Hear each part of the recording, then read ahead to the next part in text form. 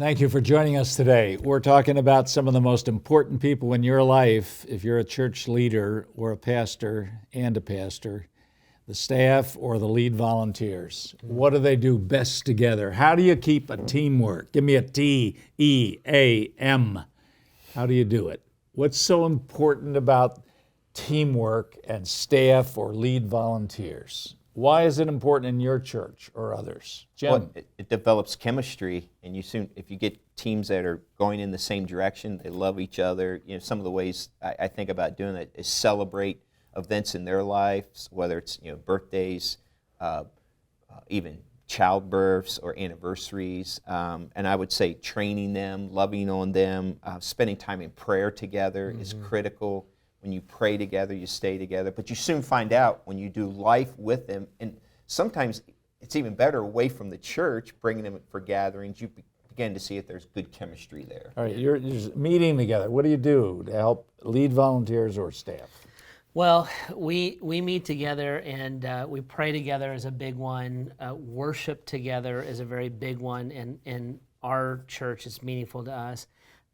We dream together, we play together, but we keep them in the loop. I recently asked this question. I was being asked, the question was being asked of me, what were the most effective things that I did for my staff throughout the call it the 24 months of the COVID era.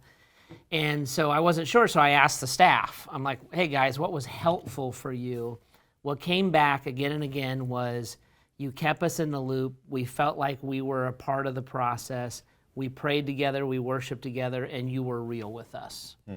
And so not treating volunteers or paid staff like they're servants. They're not just employees. Here's your list of tasks, go do that. But actually bringing them into a creative process, a philosophy process.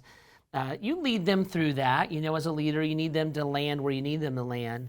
But you can engage them. And then I would just say laughing, having fun, being sensitive that they work hard and they're tired too, all that life together stuff.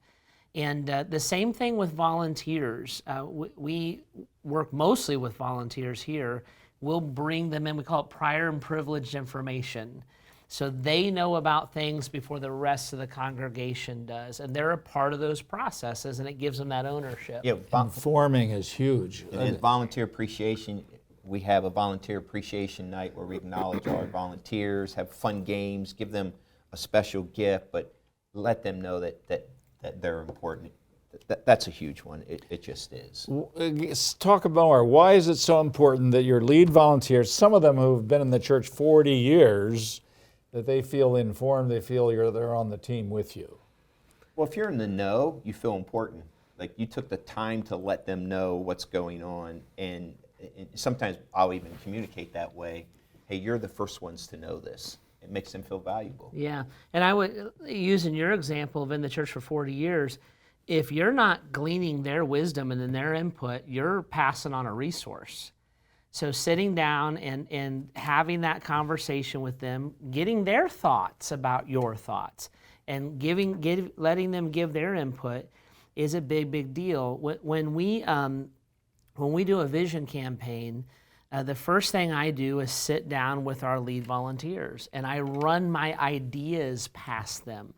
And they give me really good input. I don't accept it all. They don't expect me to accept it all.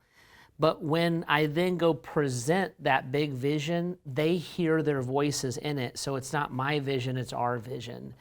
And so that time of investment, I think, is really critical. It lets people, they can't lead with you if they don't know what's going and they don't know what's your heart and they don't know what the plan is. So you just get them up to speed.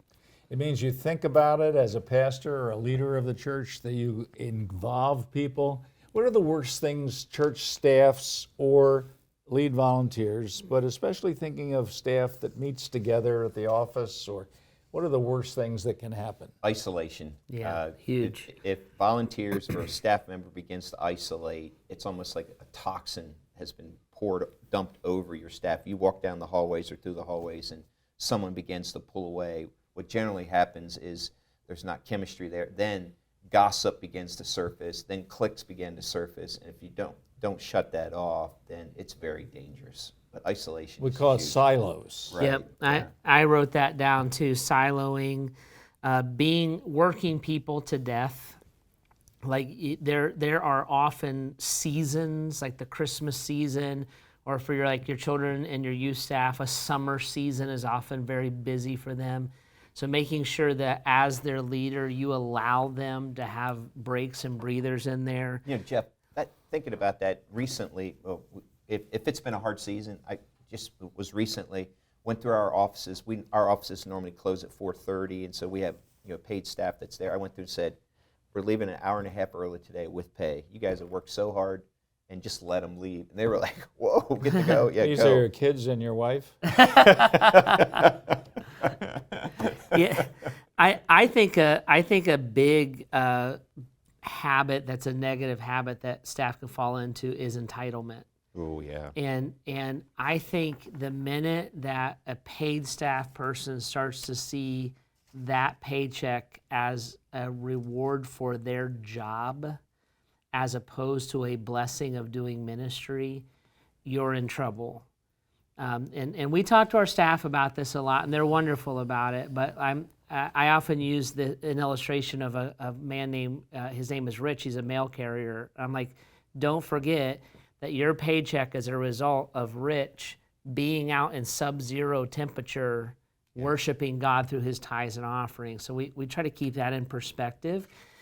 Most of the time when people feel really entitled, sometimes they just have a really bad attitude and you have to help them move on.